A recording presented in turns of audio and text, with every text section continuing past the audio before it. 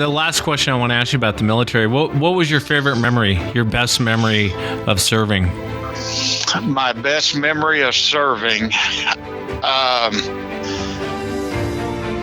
Wow, that's a tough one. I served with a lot of really good men and women.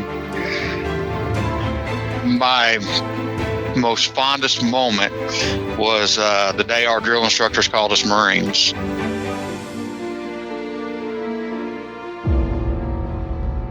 It looked like somebody was bent over and had their head in the window of the deer blind. It either heard me or smelt me, and he pulled his head out of the tent and stood straight up, and that shocked me.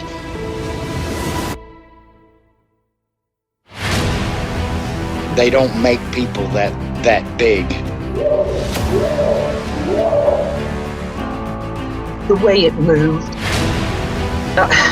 almost as if it was gliding across the beach. I've never seen anything move like that in my life. They were screaming at each other in gibberish.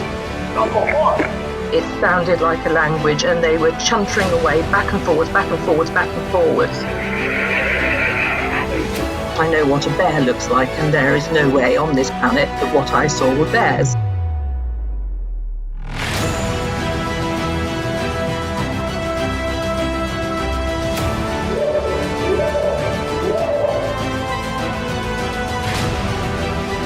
What are you reporting? Jesus Christ, you better... Sheriff, Gio! Hello? Get somebody out here. What's going on now, sir? That son of a bitch is about 6'9", I don't know. Do you see him now, sir? Yes, I'm looking right at him. Uh-oh.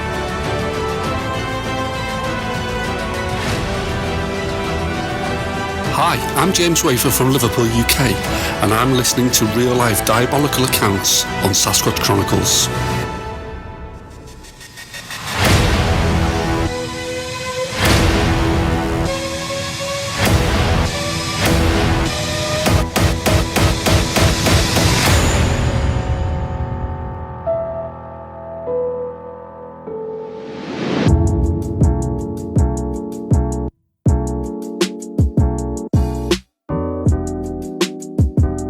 Welcome to the show, everyone. Thanks for being here tonight. Got a great show planned for you tonight.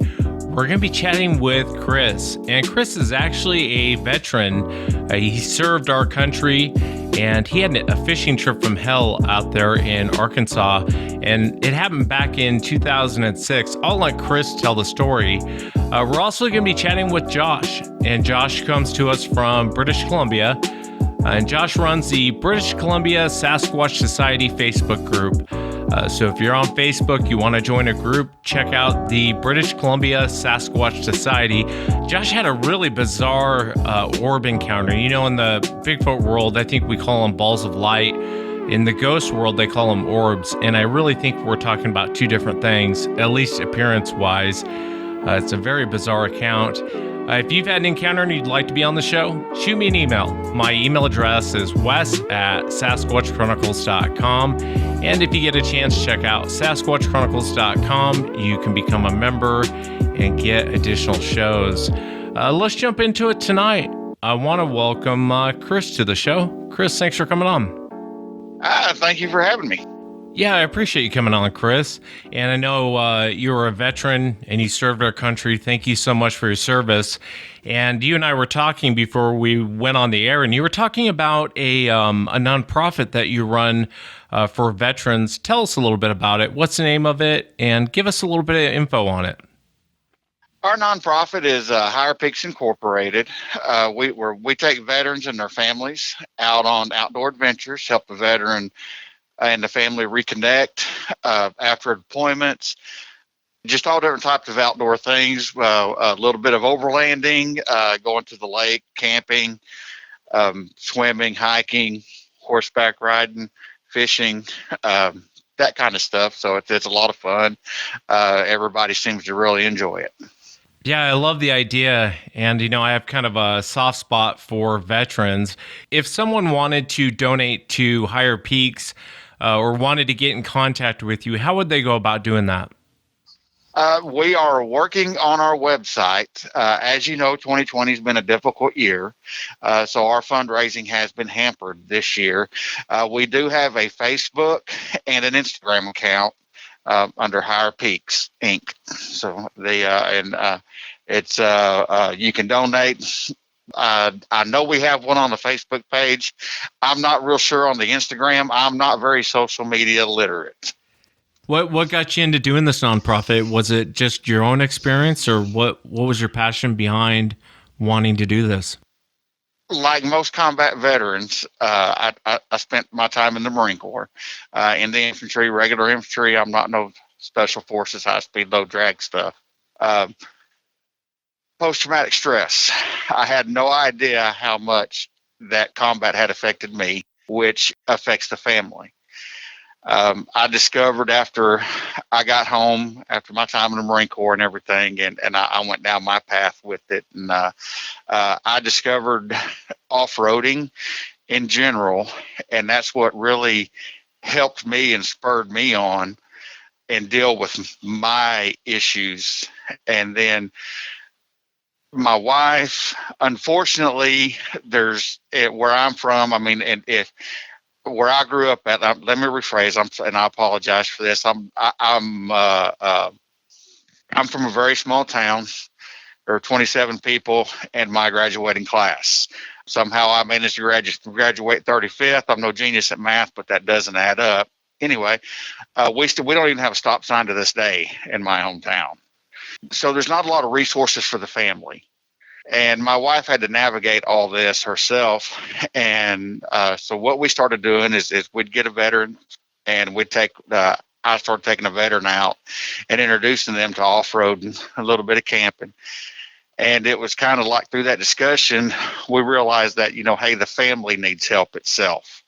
And because my kids grew up in this environment, and I wasn't physically abusive to my family, but I was I was verbally abusive to my family. And so and all this has helped me. And so it's introducing veterans to this. And because of what my wife and my children have been through, we incorporated the families. My wife has a wealth of knowledge to help the spouse, no matter whether it be a male or a female spouse, which our children are older now. So most of the kids that we deal with are younger, and it's been great.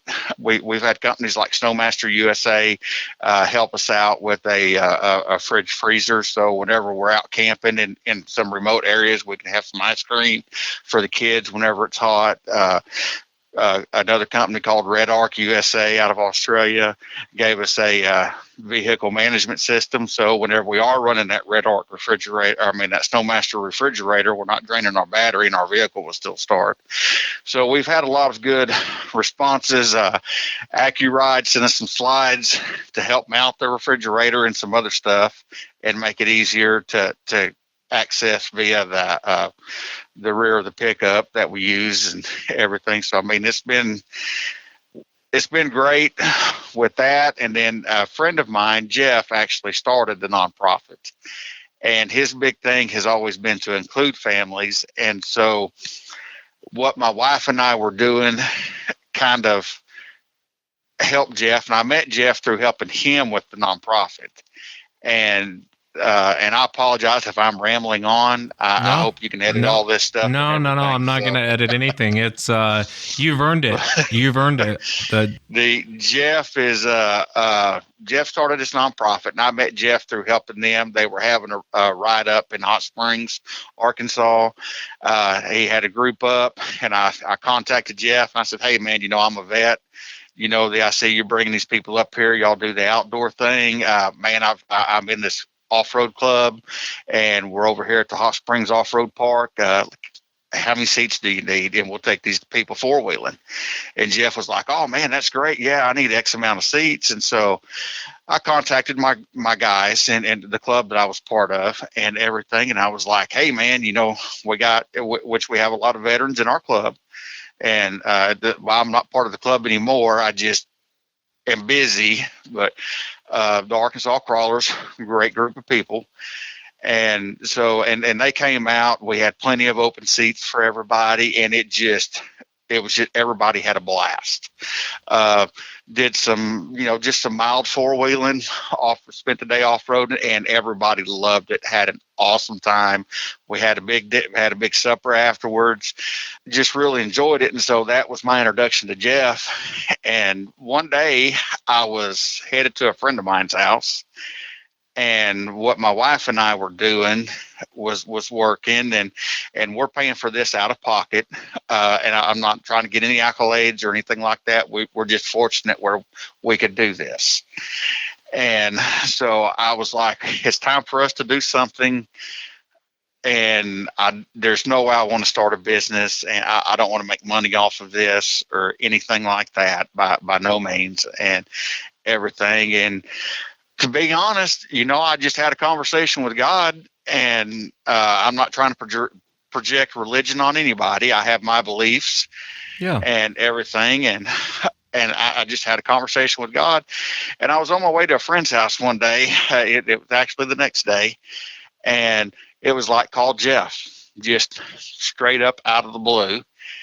And so I called Jeff, and I'm like, hey, man, what's going on? What's up with Higher Peaks? Where you at? I know things have been kind of silent. You haven't really, been on the map, so to speak.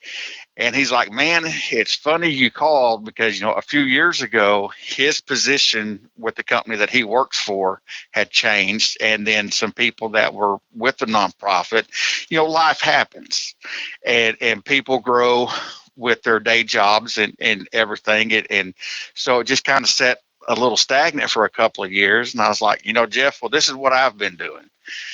And, my wife and I, we've been taking a family.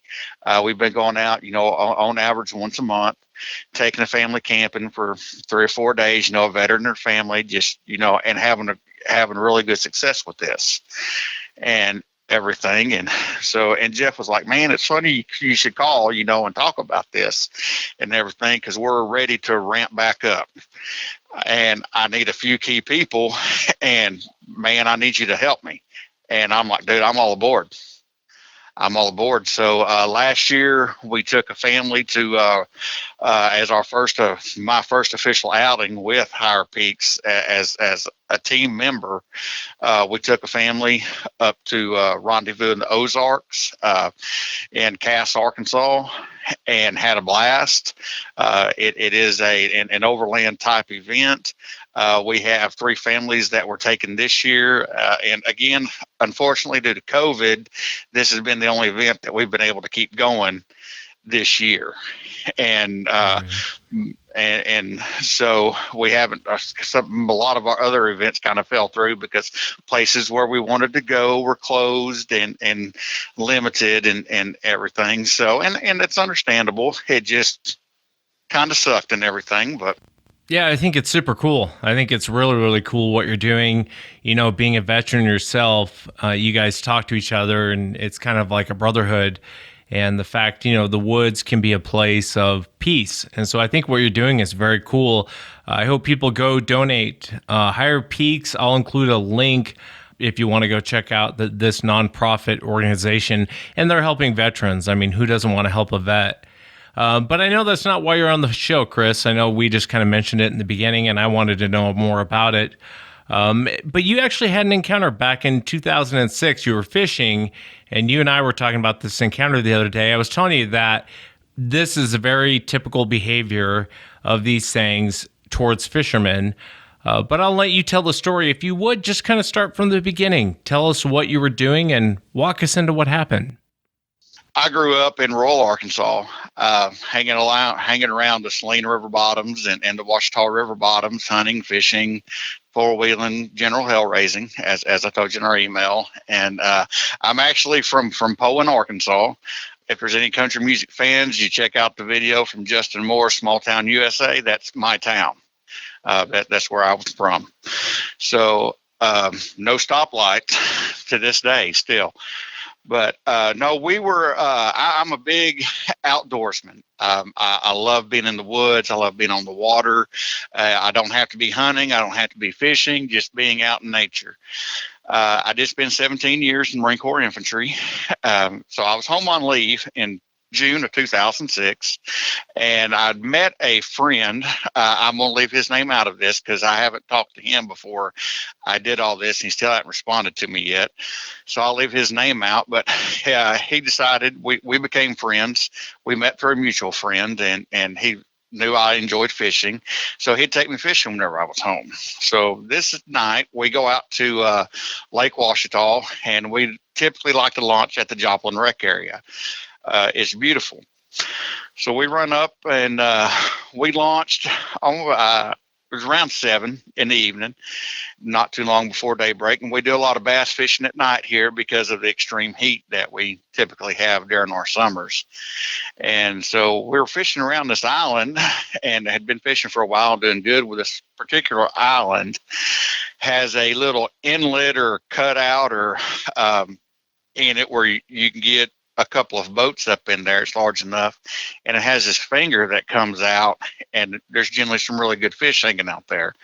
Nothing massive, some nice 3 to 5 pound bass, which we're sport fishermen, catch and release.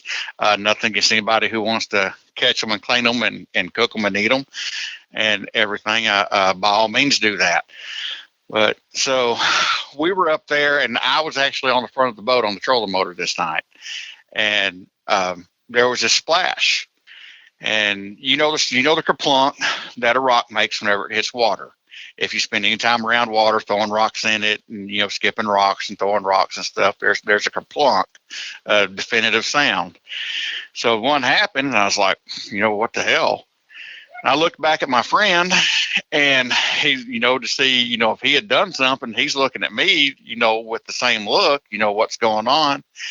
And then there was a second and a third splash that happened while we were just kind of looking at each other. And we were like, okay. And they're pretty good splashes, and they were pretty close to the boat. Then there was I believe a fourth splash, and we were looking, scanning the shoreline. It was a beautiful night. I don't remember if it was a full moon, but you could see fairly well. The sky was lit up pretty good. And everything, and there's no artificial light where we're at. So we're scanning the shoreline and looking and everything, and all of a sudden my buddy's like, oh shit, he's pointing toward the ridge of this island. So I follow him, and standing up on this ridge in the shadows was an extremely large creature, being could not make out any details of the creature because where it was standing at, there was a low growl. It was maybe 70 to 80 feet from us, and everything. And we're just kind of like, holy crap. Of course, I'm pretty good under pressure, but you never expect anything like that to happen. And I grew up believing in Bigfoot. I've never seen one, never had any real experience or encounters until this point in my life. So about the time that I'm hitting the 24-volt button on the trolling motor to start backing us out of there, I holler at my buddy and get the big motor, and look back there, and he's in sync with me, firing it up. And as soon as he drops the boat in reverse and starts backing us out of there, I'm pulling trolling motor up. And during all of this that's going on, there was a branch that we didn't know at the time, but we could see the branch in front of, or by the creature. Didn't know if it was in front of or behind it, but it ripped this branch down, and it covered, got down there to within probably 25, 30 feet of us on the shoreline, moved quicker than anything I've ever seen. And so it was just like, holy cow. It threw the branch. It threw the branch at you, Chris? No, it didn't. No, it just carried the branch down there with it. Oh, I gotcha. It just carried the branch down there with it. And I think had we not been backing out and got the big motor up, the branch was long enough. Had we not started backing up, it probably would have got me off the front of the boat. And had it swung, it probably could knock me off the front of the boat. So we get backed out, and he drops the boat forward, pins the gas, and we're gone. So thankfully, that 225 Yamaha, I love Yamaha engines because of this night.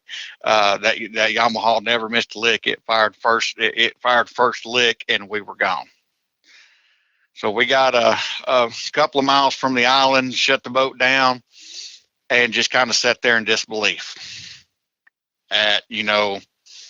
Holy crap! Did we just see this? Did this just really happen? You seen that, right? And just a million questions going through your mind, and just kind of looking at each other like, that happened.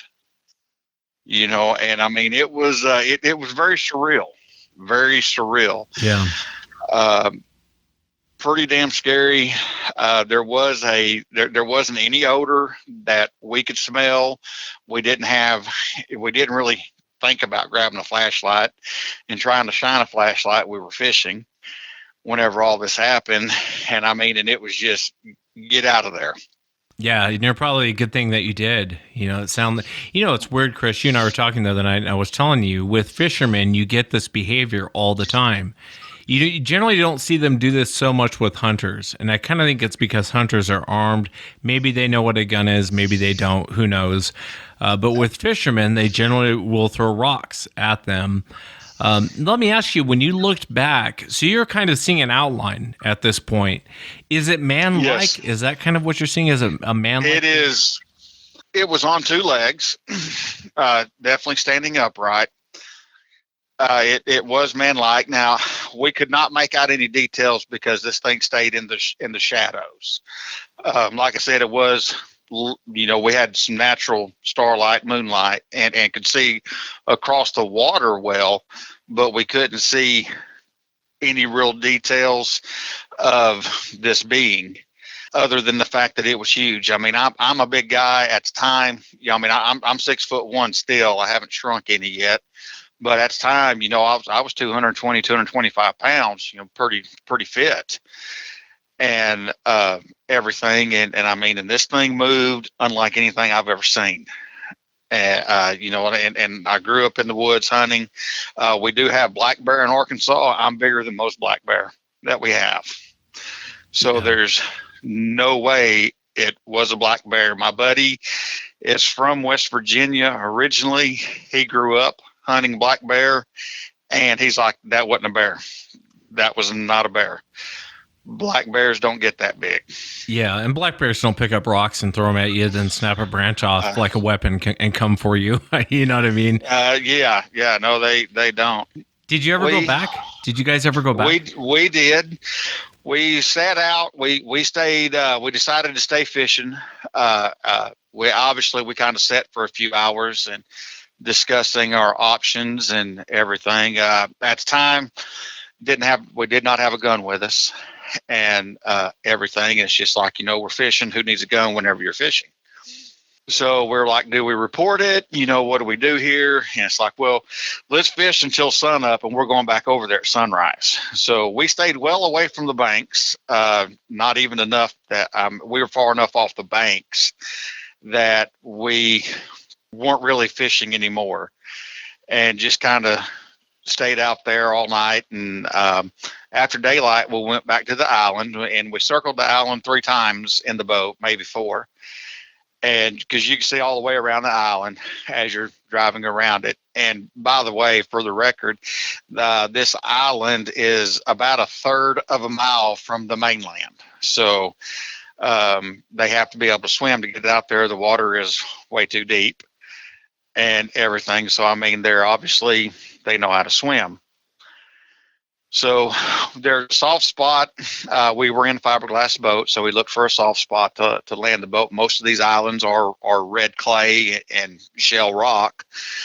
So we beached the boat, and as we were disembarking, sorry, but it's all right. Forgive me, H, if you hear this. No, it's okay. I'll bleep it out so that they won't hear his name. So he grabbed the fish ruler. And as we were getting off the boat, and everything. So just in case we seen some tracks, of course, this is, 2006, and most of us didn't have smartphones at the time. I don't even think my cell phone had a camera on it. At the time, I was still rocking a flip phone, and he was rocking one of the Nokia bricks. So he didn't have a camera either. But the ground was pretty hard, and we couldn't really see anything. The branch was still there, so we measured this branch. This branch was almost 11 inches in circumference that it ripped off the tree. And if you, for anybody who's listening who may not know anything about pine tree, whenever you rip a branch off a pine tree, a lot of times you get runners that come down the side of the tree whenever it's forcibly removed. So it had another 3 or 4 feet that was sticking down there. But this thing was almost 11 inches across in diameter that it ripped off, and was pushing, better than 20 feet. It was partially in the water where it left it. So we walked up to the tree. I could obviously see where it had removed it. And as I said earlier, I'm 6'1". And this branch, I could walk underneath where this branch had been, not by much. So we're guessing from what we've seen that this thing was 8 to 8.5 feet tall. And it was massive. I mean, it was freaking huge. Yeah. Do you think if you guys wouldn't have left, it meant you harm, or do you think it was more or less kind of a bluff, warning to make you want to leave? I think it just wanted us to leave, honestly. And him and I have discussed it. Unfortunately, not long after I retired, his job, he had to move away, and got a transfer and moved away. So we didn't get to see each other much after I got home for good. But we still keep in touch, and it's something that whenever, he's back this way and we get together, it does come up, and, and we talk about it. And honestly, in the back of my mind, what I like to think is that maybe it had a young one and just didn't want us to, it didn't know our intent, which our intent wasn't even to get off the boat. And by any means, we were there to fish and have fun and enjoy, just being in the outdoors and everything. And so, that's kind of what I think. I haven't really met anybody who has had any similar experience as far as running into one. I've met several people who have heard things, and the things you can't explain happen. And I've had some different instances in the woods and stuff that could have been, but there's no proof, and I'm not going looking. Like I said earlier, I believe in Bigfoot. I've believed in Bigfoot for pretty much my entire life. I'm fascinated by the subject, but I am no sort of researcher. I have never been on a quest to find and prove that Bigfoot is real, because I believe Bigfoot, that they are real. Having that experience definitely cemented that for me. Yeah, there's definitely a lot of reports in Arkansas. I mean, there's a ton of reports in Arkansas, and generally they are kind of aggressive, kind of what you ran into. I mean, it didn't hurt you, of course, but they're generally not very friendly encounters, especially through Arkansas. And there's also kind of some weird creatures out there. I've heard some bizarre cryptids out there in Arkansas. And you get the salt of the earth type people. I mean that in a very respectful way. Just real down to earth people out there. They'll, and they're out there in the country, and they'll tell you, hey, I saw this, and they'll tell you everything about it. And I'm kind of left scratching my head. But what's weird is I've never come across someone who said, I saw this, and no one else has ever seen that before. Someone has always seen what they've seen out there, I had an interesting conversation many years ago with my father-in-law. He is a great man. I love him very dearly, and I'm very, very thankful for my in-laws. So there is it's called the Camden Main. An old railroad tram runs through some of the family property.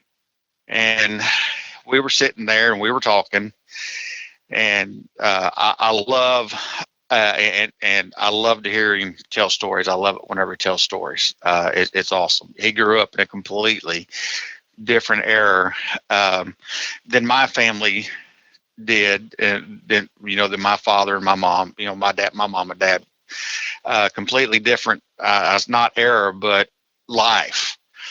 Way out, where they had to pump the sunshine in out in the boonies and everything.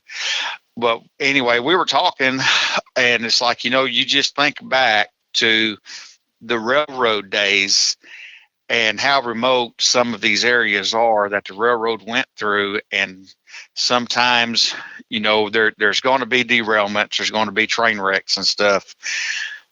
What were they hauling and what could have escaped over these time frames? And way back when, and everything. And it's an interesting thing to think about and to kind of explore. And because I have looked into the Camden, Maine, and there were some instances and everything where some livestock and some what's the Camden, Maine? It's a defunct railroad line. Oh, I got you. That's the actual railroad line. And yeah, it's an actual railroad. It's an old railroad line, and that runs from Malvern, Arkansas to Camden, Arkansas. And so just Malvern is my hometown, and it just Poland's part of it and everything. So I mean, it's just no railroad line, but it's interesting to think about some things, the circus animals, stuff like that, and that could have gotten out into the wild somewhere where they're not their natural habitat. So it's very interesting topic that he brought up. And so it's so I'm sure he has seen some things over the years, and he hadn't really gotten into it much other than that, if you're ever in the woods at night, you better have a gun and build a big fire. Yeah. A lot of those old timers, that's how they are. They'll give you a warning, they'll give you advice, but generally they won't go into too many details as far as what they've seen. I want to ask you, Chris, what do you think Sasquatch is? What's your opinion? And obviously, there's no wrong answer. Yeah, I think I agree with most of the Native American and the First Nations from Canada on what they are. They are a being. I think they're ancient. They are flesh and blood, and I do agree that there are a few different species type, within their own species, but I don't think they're humans. I don't think they're animals. I'm not really sure what they are other than their own designation and whatever that may be. And honestly, I'm very surprised that based on how many encounters people have had, some of the evidence that has been collected over the years, no matter how controversial some of the people want to make it to be, that people still doubt. And I just found podcasts. Podcasts are kind of new to me. Like I said, I'm not very technologically proficient, as I was telling you the other day whenever we talked. I've been listening to yours. I've been listening to another one, and everything. And I actually found your podcast through the other podcast, and so it was just it was really neat. But listening to the stories, people tell their stories and everything, and you look back at the Native American culture, and over time, there's such a long record of these creatures. How can people doubt? And sometimes I think that the community itself is its own worst enemy. Yeah, that's just unfortunate. Yeah, you're right. There is definitely a long history of it. I mean, Daniel Boone even talked about shooting one. He called it a Yahoo. But if you read his description on what he shot, it sounds like he shot Bigfoot.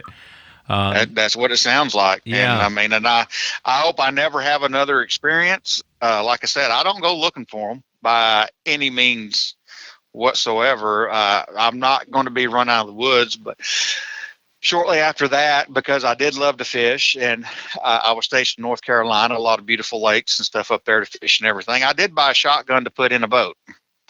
So I never went fishing without a gun either. I don't blame you. I don't blame you. I want to ask you, I want to ask you or two questions about the military before we get to that.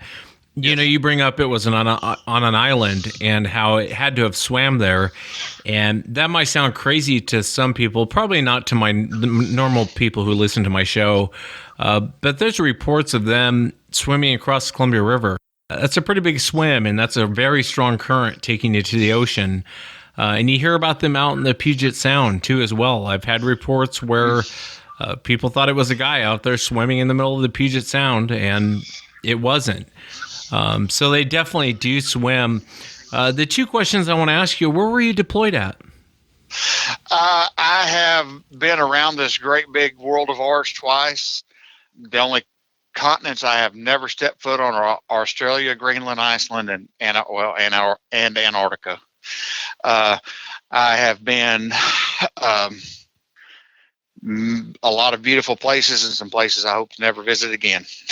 Yeah, I hear you.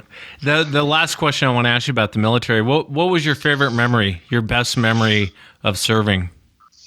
My best memory of serving, wow, that's a tough one. I served with a lot of really good men and women. My most fondest moment was the day our drill instructors called us Marines. And for those that know, it's boot camp is not a joke. Of course, it has changed drastically over the years, and people before us were, oh my gosh, you're not really, you didn't go through this, and this. And, the people after us didn't go through what we went through. However, 13 weeks with 3 different drill instructors and 100 other guys, it's it's just something, and not taking away anything from the guys and gals in any of the other branches by any means. It's just whenever you're officially called a Marine for the first time, and it's awesome, and that's probably it's a huge thing. We had, I'm going to say, I think 5 or 6 people just from our platoon in boot camp that washed out, that couldn't make it. And so it's not an easy thing by any means. And so that's probably my biggest thing, yeah, it's a huge accomplishment. Fondest memory. Yeah, it's a huge accomplishment. It's a huge honor to be called a Marine. It's that old saying that, if we ever get attacked, thank God we have the Marines, thank God for the Marines. Yeah. Yeah, I appreciate you sharing that. That's very cool. That was your fondest memory, and I can't even imagine what you go through to eventually be called. I'm sure you were called everything else in the book before they called you a Marine. Oh, Lord. I've been called quite a few things over the years, and so man, boot camp was tough whenever I went through. It really wasn't a joke by any means. I played football, played baseball. But the biggest thing that nobody ever tells you about whenever you're going through boot camp is the solitude that you feel whenever, because, I grew up in a very loving household. Mom and dad were good night, love you every night, good night, love you every morning.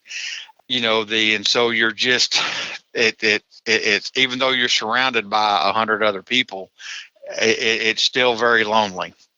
And it's a big, huge adjustment for someone, I can't speak for everyone, but for me, that was a huge adjustment, not having, to be able to talk to my mom or dad, my girlfriend who became my wife, and just to be able to see them and talk to them anytime I wanted. So I mean, it was different, and for 13 weeks it was pretty brutal. But it earning that Eagle Globe and Anchor and being called a Marine was my goal, and I did it, and I got into the Marine Corps. I enjoyed it, and decided to stay and make a career out of it, and so. and it was good. So it allows me to do what I do now, which is, help other veterans. Fortunately, I because of my situation, I don't have to have a regular job and work and everything. And then through my experiences, able to help others. And at the same time that and not to sound so, what's the word I'm looking for, self-righteous or anything like that. But I don't think so at all. At the time, or self-serving, I guess. But at the time that we're helping these other veterans, it's helping me. And, helping others, helps me deal and cope and, and everything. And the great outdoors has just been phenomenal for my path to help me heal, because post-traumatic, the one thing I'd like to stress is you don't have to be a combat veteran to come to one of our events. It doesn't matter when you served. We have actually had veterans who served completely during peacetime, never left the U.S. and come, and come to one of our events and everything. So please, audience, don't think that, it has to be that way. And for any other veterans that may be listening, it's not that way. Our events are open to any veteran, no matter when they served. It doesn't have to be, and you don't have to be a combat related vet or, and everything to come to one of our events. So it just really helped me heal. Post-traumatic stress is something you never get over. You learn how to manage it, or it learns how to manage you. The great outdoors have really helped me to manage mine. And my wife, if you ever get, we get a chance to meet, you meet my wife, you meet my kids, they'll tell you today I am a 100% different person than I was. And once I sought treatment, fortunately, the VA has been a great thing for me. Very, very blessed in that aspect, that I have a wonderful team there that helps me and everything. And just, the rediscovering the outdoors and off-roading just really, just everything just kind of set me on the path and to be where I am today. Yeah. And it's just been a great trip. Yeah. God bless you, Chris. I mean, honestly, God bless you. And, you go from a badass Marine, even though most Marines won't say they're badasses. Those are people who are badasses don't say they're badasses. And Marines are badasses. But, you go from that to this larger than life figure of I know you don't see yourself that way, but I'll say it, with Higher Peaks helping veterans out. And veterans are a lot like cops in a certain way, to where yes. A veteran will talk to another veteran. A cop will talk to another cop. If you're not a vet or you're not a cop, they're not going to, because you don't understand where they're coming from. You haven't lived that life, and correct. I think what you're doing, especially with the going outdoors and finding peace, you've probably helped more people than you realize, man. I just respect you so much, and I thank you so much for taking the time to come on and talk about Higher Peaks and talk about your encounter too as well. Thank you. And so for anybody who is listening, as I mentioned earlier in the broadcast, that next month, the 15th through the 18th, I believe, of October, we will be at the Rendezvous in the Ozarks in Castle, Arkansas at Virgin Adventure Center. We will have some banners up. Come by and see us. We will be going out on trail rides and stuff like that. Feel free to come by, join us, hang out. Absolutely. Thanks so much, Chris. All right. I appreciate it, Wes. Thank you.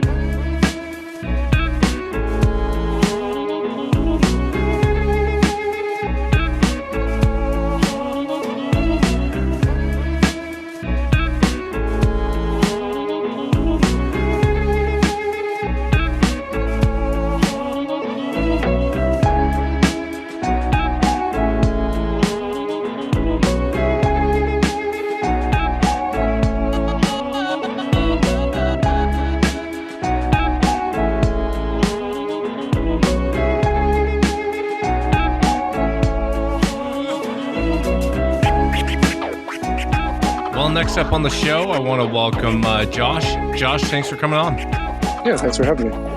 Yeah, and I'm really fascinated by this orb encounter that you had. I know you sent me the email about this account, and then you and I spoke about it, and I'm just fascinated by it. So we'll get to the orb story in a moment, but I know that you run the British Columbia Sasquatch Society on Facebook. For anyone out there, go check them out. British Columbia Sasquatch Society. Josh, why did you originally start this group? Well, it's kind of a funny story.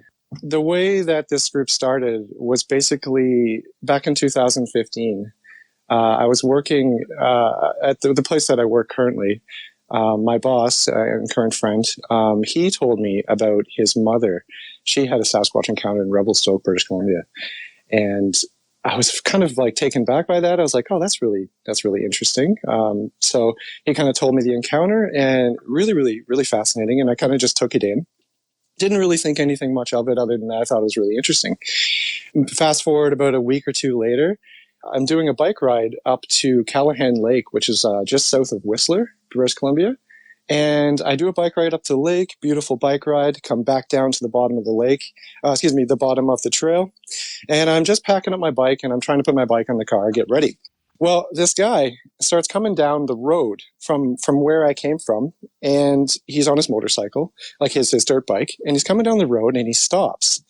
And he for whatever reason, intensive person is, he stops and he says, "Hey, what are you doing? Are you biking?" I was like, "Well, yeah, I'm biking." He's like, "Oh, did you know that I made all the trails around here?" I was like, "Oh, no way, I didn't know that."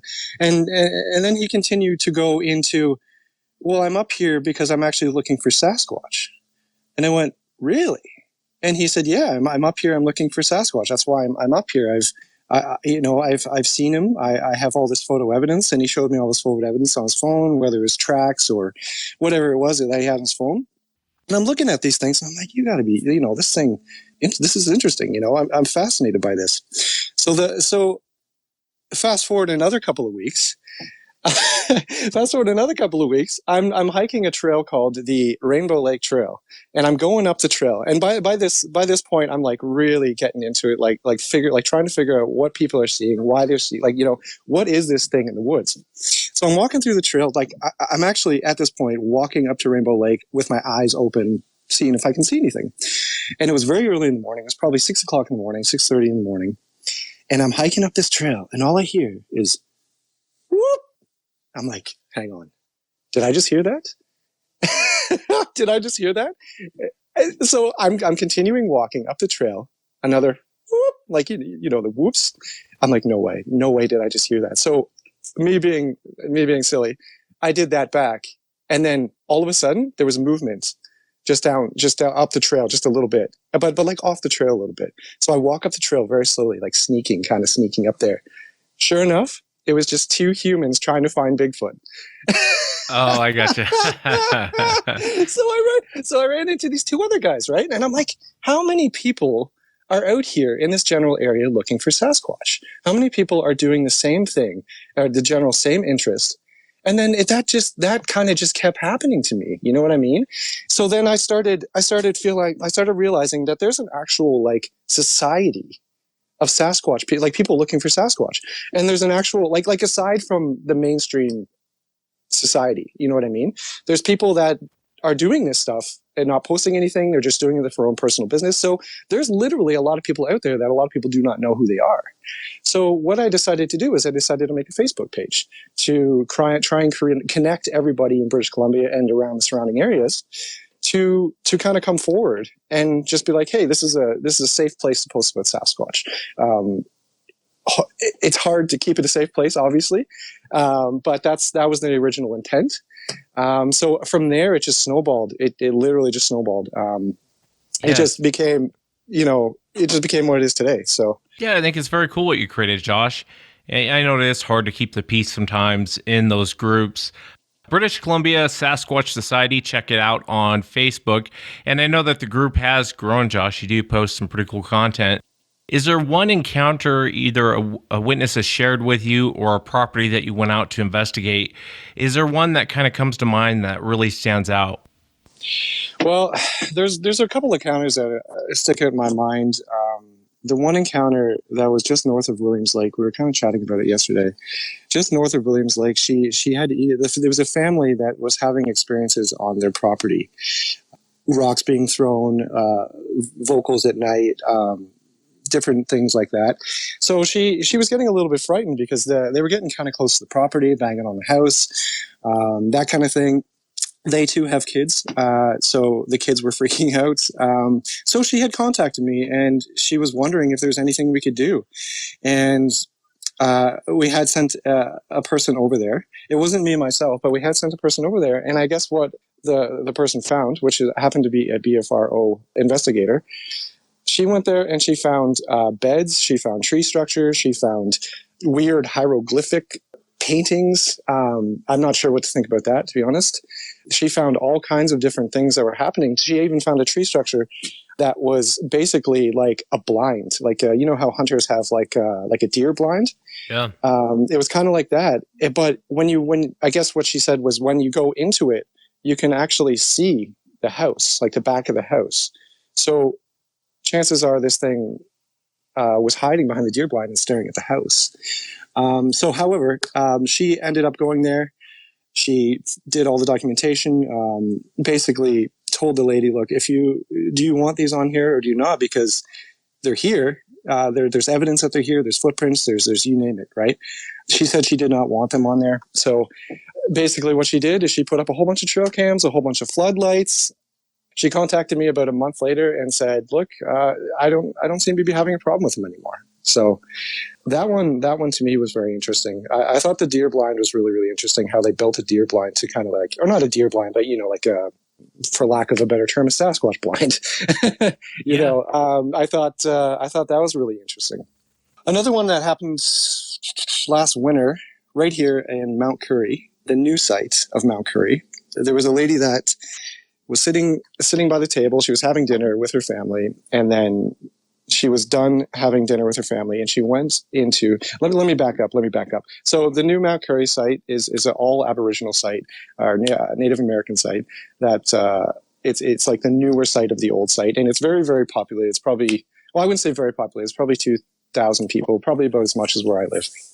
And the lady owned a house, a two-story house with a basement. The house was backed up against the forest. So the backyard was probably about 15 feet, and then it's literally just wall of forest for days. There's big mountains right behind there. There's just nothing. It's just forest. And so, however, she was having dinner with her family. She got done having dinner with her family, and it was late at night. Probably, it was in the wintertime. But I wouldn't say late at night, probably like 7, 8 o'clock, I think she said. Anyway, she got done eating dinner. She went to her kitchen. She was doing her dishes. Now, her two-story house with the basement, when you walk in the front door, there's a stairwell that goes up, and then it leads to the second floor. And the second floor is where the kitchen and the bedrooms and the bathrooms are. Now, the kitchen is at the back of the house, and the sink is right below the window of the kitchen. The window of the, right above the sink. That's what it's. And one night she was done dinner. She was cleaning up her dishes, and she looked outside her window, and staring back at her directly at the same height that she was in her house at her window, staring back at her, 2 red, egg-sized, glowing eyes. That's pretty creepy, man. The glowing red eyes. Did you get an idea how tall the thing was if she was looking at the eyes? The second floor had to have been a good 15 feet in the air. But my guess is that it had to have been either in the tree, because when I went back there to look for tracks and stuff like that, a week later, there was really not much of an incline for the thing to be that high, but there was a little bit of like hill. I don't know if that makes sense. So I'm not sure if it was like standing directly. It could. There's no way it could have been 15 feet tall. But my guess is it was in a tree and it was staring at her. That's my guess. Yeah, the glowing red eyes, it's just something that I'm not sure what to make of it. You hear it with so many witnesses that, the eyes were glowing. And I can't imagine looking out a window and seeing 2 of them looking back at me. With going back to your first encounter that you shared, I had something similar like that happen to me on the Browns property. We went out there, we found this, it looked like a blind. And it would have taken like 5 of me to put this thing together. I don't even know if 5 of me could put it together. But anyway, we found this weird structure on their property. And when I got inside of it, I realized I could watch the house all day long. You would never see me. And it seemed like the only purpose of building it. It's just creepy, man. Yeah, that's exactly what was described. I don't know. It must just be something they do, I guess, just to watch the house. And it's very creepy. I mean, other encounters where, Sasquatch comes up to windows and looks at kids and stuff, and all that's just, it's just creepy. Yeah, it is. This whole subject is creepy. Before we get to your ball of light encounter or orb encounter, I'm curious, Josh, have you ever had your own personal encounter with the creature? I haven't had a personal encounter. However, I will tell you this. I'm pretty sure I saw a silhouette of one, and I'll get into that right now. Back in 2016, I started dating my current wife now, and we were camping out at Birkenhead Lake. Birkenhead Lake is probably about 45 minutes north of where I live. It's a kind of a popular spot in the summertime, but we were there in the fall. Like, we were there just before it was closing, and nobody was there. There was probably one other person on the other side of the campground. And I remember being there late at night. We were just sitting around the campfire, doing our thing, I went up and I had to take a pee. I had to relieve myself. So I went up and went over to the side of the bush. And in the side of the bush, on the other side of the campsite, there's a raging river. But inside of the bush where I was taking a piss, I could see from the campfire light what it looked like the upper torso with the head and that the chronicle head, and then it had like the shoulders that come down, and they're very, very big, but it was just a black silhouette of it, and it didn't move. It was completely still. It was probably it had to have been massive. If it was one, I don't know for sure, but it had to have been massive, because when I shined my light in there, I could see the silhouette of it, but I didn't have a very good flashlight.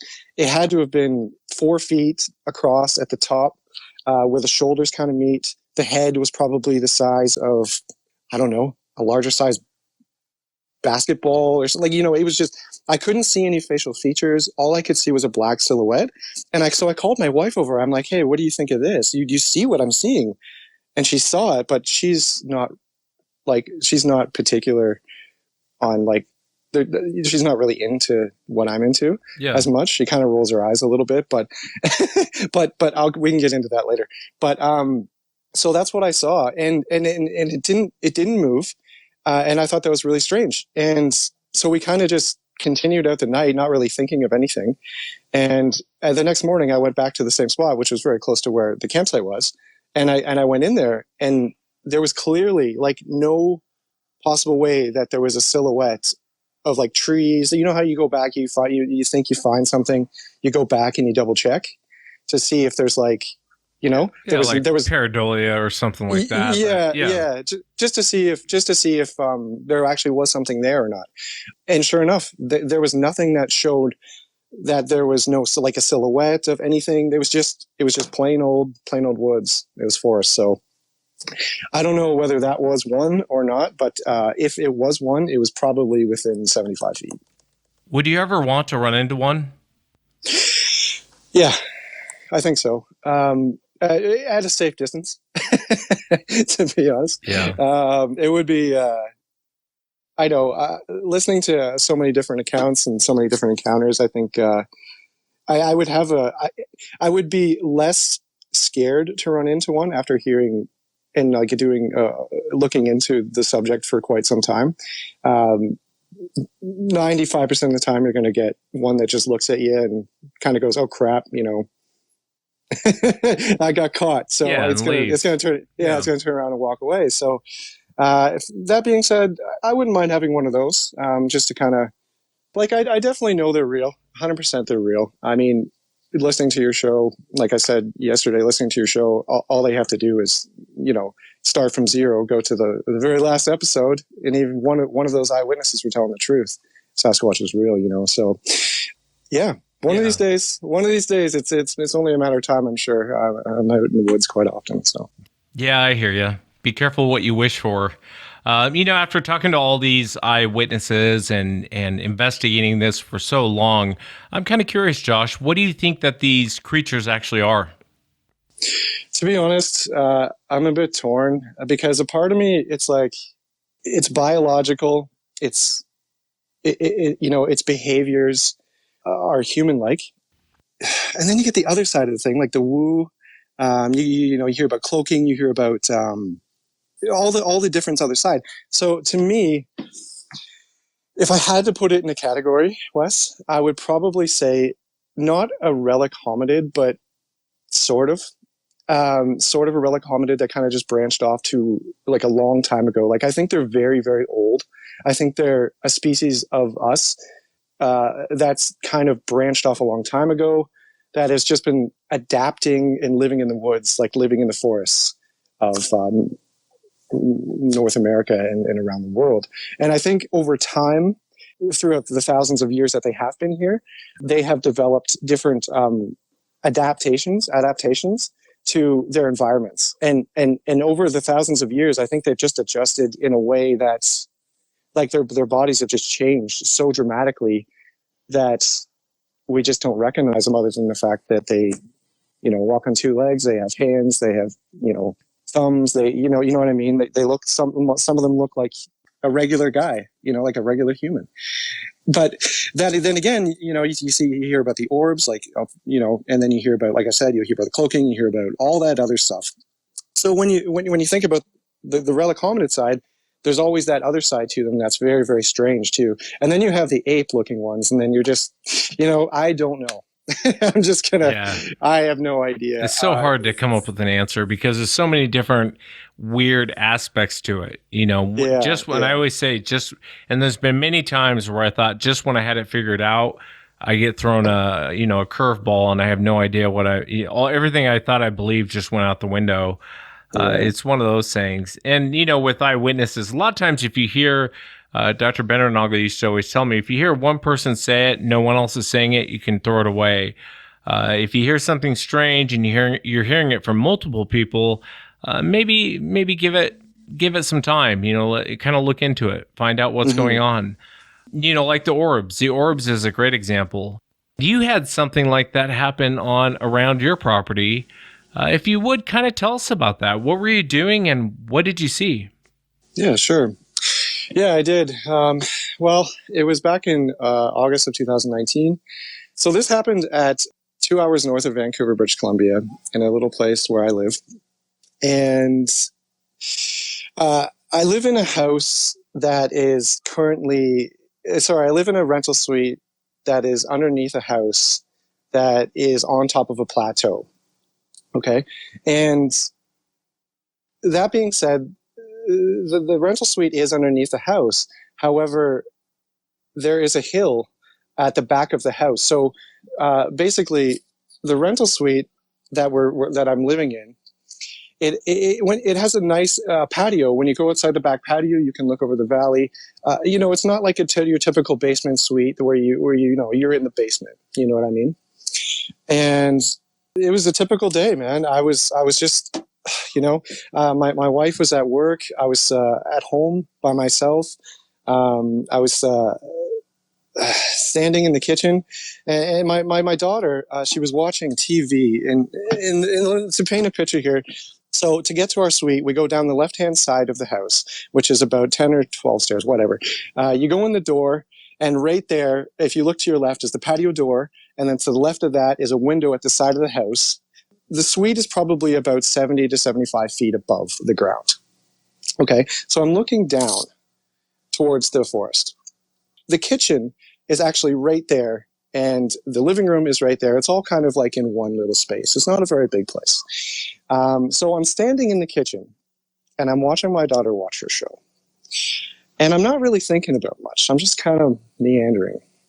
When out of the corner of my peripheral vision on my left eye, as I'm looking out the patio door, I can see something moving around in the woods down there. Now we have bears, we have coyotes. Sometimes the kids play around there when it's like not too brushy. However, this was August, and the forest is lush. So I'm standing in my kitchen. The window on the left-hand side of the house is facing basically the neighbors, as well as facing the forest, which is very lush in the back of it. Very, very little residential. You're talking about rainforest for miles, like temperate rainforest for miles. I'm standing in the kitchen and I'm looking out the back patio, and to my left, in my left peripheral vision, I see something moving around in the woods. And I'm like, oh, what is that? And I'm thinking to myself, it could be bears, it could be coyote, because we have those around here. And then as I was just kind of standing there looking in the forest, I can see something moving around in the forest. And I'm like, okay. And it was bright. Not bright, but like it was moving around in the forest. So I'm staring at it. And then all of a sudden, I don't know how else to describe it. This softball size orb comes out of the bush above the bank, about 5 to 6 feet high, turns to its left, which would have been turns to its right, which would have been my left because I'm staring at it from the left, goes about 10 feet. And as I'm watching it, Wes, as I'm watching it go this way, it was like it was following something. I don't know what it, or it was just like searching. So I'm watching it go. I walk to the window because I'm like, what am I looking at right now?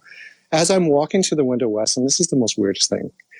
I'm walking to the window, and it was like it stopped and saw me. And it flashed me. Like it was like a laser beam in my eyes 5 times. And then just disappeared. I know it's a hard question to answer, but what do you think it was? At first, I'm not going to lie. At first, I did think it was an orb because of how long I've been looking into the Sasquatch subject, and you hear a lot of that stuff. However, I didn't expect to see it. You know what I mean? Especially while I'm standing. I mean, this is broad daylight at 2:00 in the afternoon, and I'm seeing this thing come out of the woods. And I don't know. Let me describe it for you.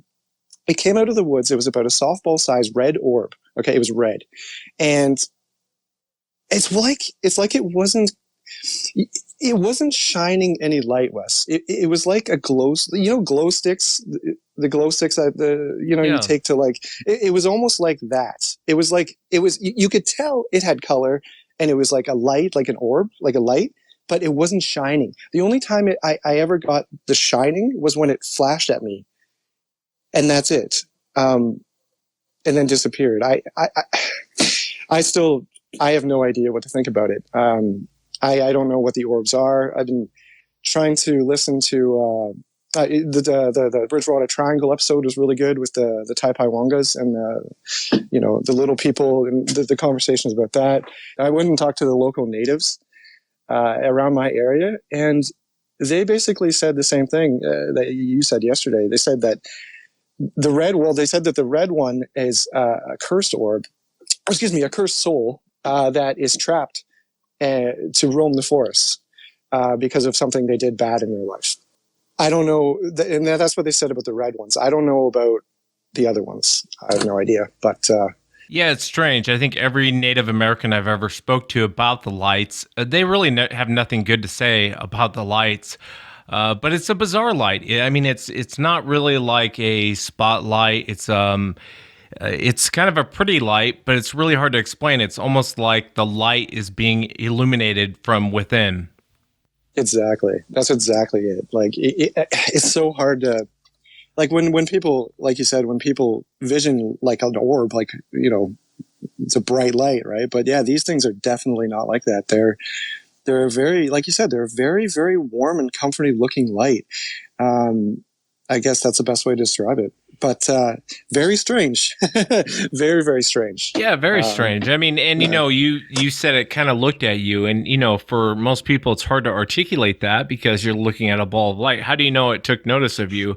And people say that to me because when my comment to when I saw one, it seemed like the more me and my brother took interest in it, it took interest in us. I can't tell you why. I can't tell you. It's not like it said hi or it was just more or less a feeling. Is that kind of your experience?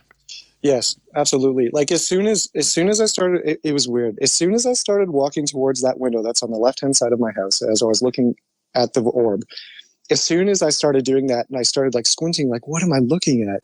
That's when it went, it was almost like I freaked it out. Like it was like, oh crap, I got caught. Somebody saw me. I don't know how they would have seen me. Like that thing would have seen me from the window because it's not a direct view. It's, you know what I mean? So it was almost like, it felt me and it felt my presence and it knew where I was. And then it turned to me and it flashed in my, like I said, it flashed in my eyes 5 times. And I blinked a little bit because I was like, I could see this flashing in my eyes. And then when I, after the flashing was done, it just vanished. It was gone. Yeah, spooky stuff, man. It's real spooky. And I think more people have probably run into those balls of light than they actually have run into Sasquatch. I know your group is called British Columbia Sasquatch Society. Josh, if someone wanted to contact you, how would they go about doing that? Yeah, absolutely. They can get in contact with me through email, which is the BC Sasquatch Society @gmail.com. There we go. So if you're in the area, definitely contact Josh and check out the Facebook page, British Columbia Sasquatch Society. Josh, I really appreciate you taking the time to come on the air and share what happened to you. I really appreciate having me. Thanks, Josh. And that's it for tonight, everyone. Remember, if you've had an encounter, shoot me an email. My email address is wes@sasquatchchronicles.com. If you get a chance, check out sasquatchchronicles.com. You can become a member and get additional shows. Until next time, everyone.